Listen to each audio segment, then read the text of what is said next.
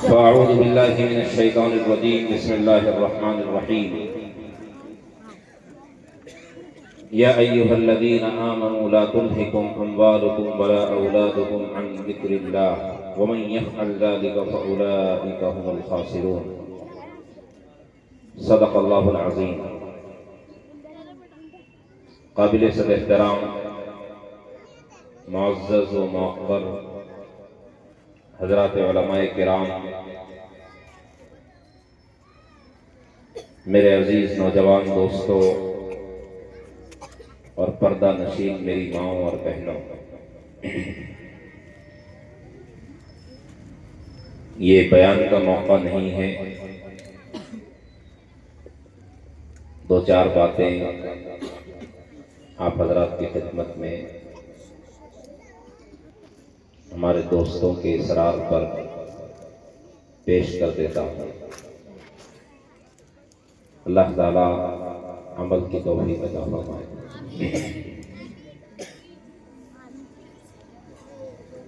نوجوان کسی بھی قوم کا، کسی بھی ملت کا، کسی بھی ملک کا سب سے قیمتی ترین سرمایہ ہوتے ہیں.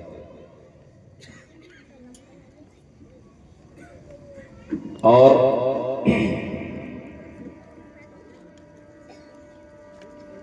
تاریخ میں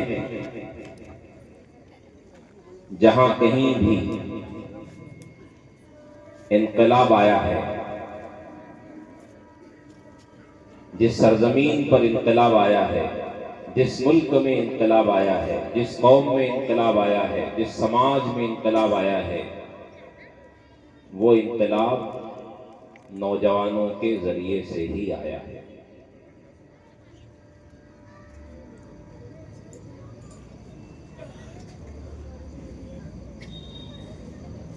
اگر نوجوان اپنے آپ کو صحیح راستے پر ڈھال لیں، اگر نوجوان اپنے اوقات کو صحیح استعمال کرنے لگ جائیں تو وہ معاشرے میں، سماج میں بہت بڑا کردار ادا کر سکتے ہیں.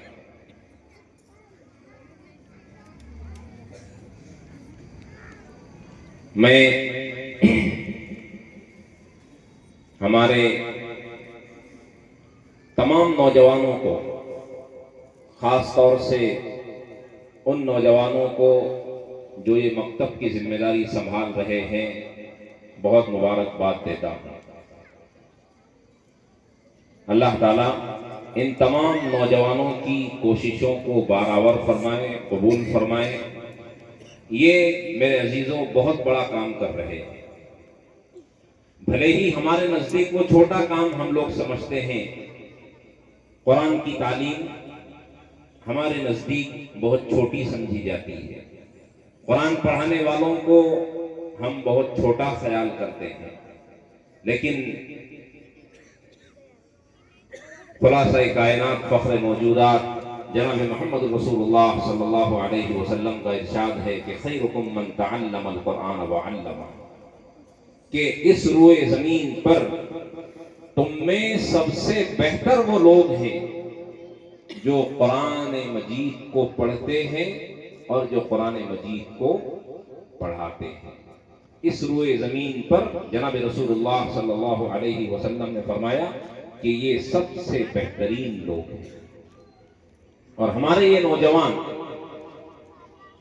اس قرآن مجید کی تعلیم کا ذریعہ بن رہے ہیں، جو آج اس وقت میں اس ملک میں مسلمانوں کے بچوں کے دین و ایمان کو باقی رکھنے کی سب سے بڑی ضرورت ہے. ہمارے سامنے اس وقت بہت بڑا چیلنج ہے، خاص طور سے مسلمانوں کے اس ملک میں، اس سرزمین پر بہت بڑا چیلنج ہے. اور وہ چیلنج کیا ہے کہ ہمیں اپنی اور اپنی آنے والی نسلوں کے ایمان کی حفاظت کی فکر کرنا ہے. یہ سب سے بڑا چیلنج ہے. اور ہمارے لیے ہمارا دین، ہمارا ایمان، یہ ہمیں اپنی جان سے بھی زیادہ عزیز ہے. جان چلی جائے پرواہ نہیں ہے، لیکن ایمان ہمارے ہاتھوں سے نہیں جانا چاہیے۔ اور ایمان کو باقی رکھنے کی، ایمان کو سنبھالنے کی مردوں سے بھی زیادہ ذمہ داری اگر کسی کی بنتی ہے تو وہ ہماری ماؤں اور بہنوں کی بنتی ہے۔